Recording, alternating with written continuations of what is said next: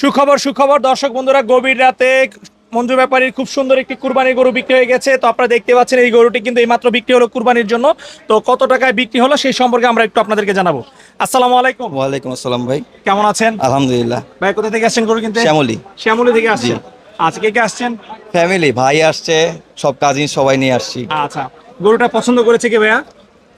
সবাই সম্মিলিতভাবে চয়েস করা হয়েছে কি ভাইয়া। দেখে পছন্দ হয়েছে গরুটা? গরুর কালার, তারপর গরুর চুট, মাশাআল্লাহ হাইট সবকিছুই আলহামদুলিল্লাহ ভালো আছে। মাশাআল্লাহ, খুব সুন্দর গরু। মঞ্জু ভাই দাম চেয়েছিল কত?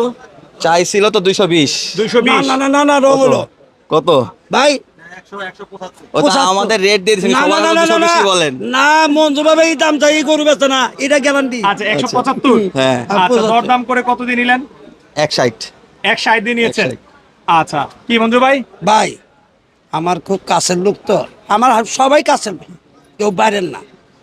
ওনারা আইসে জিনিসটা মোহব্বত কইছে, আমি কিন্তু গরু ঠিকই 70 অথবা 65,000 টাকা গরুর দাম নিলাম, একটা টাকা কম নিলাম না।